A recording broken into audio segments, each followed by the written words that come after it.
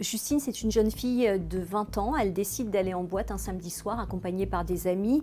À un moment donné, dans la soirée, aux alentours de 3-4 heures du matin, elle va se sentir mal. Elle va demander à l'un de ses amis de l'accompagner à l'extérieur. Cet ami, il s'appelle Théo. Là, ils vont croiser Lucaël. Lucaël, qui est une connaissance de Justine.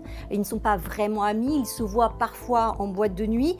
Et Lucaël va proposer à Justine de rester avec elle. Il va l'accompagner jusqu'à sa voiture parce que la jeune fille souhaite s'y allonger un moment, elle ne se sent toujours pas très bien.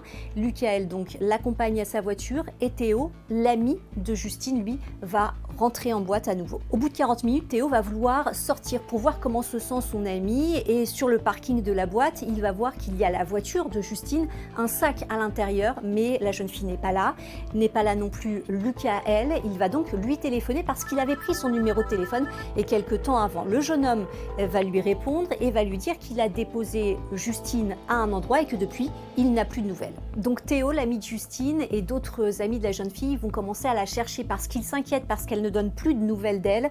Ils vont donc lui passer des coups de téléphone, lui envoyer des messages sur les réseaux sociaux. Aucune nouvelle de Justine. Le compagnon de Justine va appeler la maman de Justine. La maman de Justine appelle à son tour les hôpitaux, puis la gendarmerie. Elle est officiellement déclarée disparue à 10 heures du matin. Très vite, les policiers vont remonter la piste d'un homme. Cet homme, il s'appelle donc Lucaël. Un autre témoignage va mettre les policiers sur la piste de Lucaël. Il s'agit d'une amie de Lucaël qui va passer la soirée avec lui. Cette amie, eh bien, elle raconte aux policiers que lorsque Lucaël la ramène chez elle, un téléphone va sonner. Il va dire, Lucaël, que c'est son téléphone professionnel. Or, il n'a pas de téléphone professionnel. Les policiers vont donc placer en garde à vue Lucaël. Ils vont trouver dans sa voiture des traces de sang et également un sac qui est carbonisé tout à côté de sa maison. À la fin de ces 48 heures de garde à vue, il va passer aux aveux, il va dire qu'il a étranglé la jeune fille après lui avoir donné un coup de poing. Il va également indiquer où se trouve le corps de Justine, le corps de la jeune fille qui est rapidement trouvé par les policiers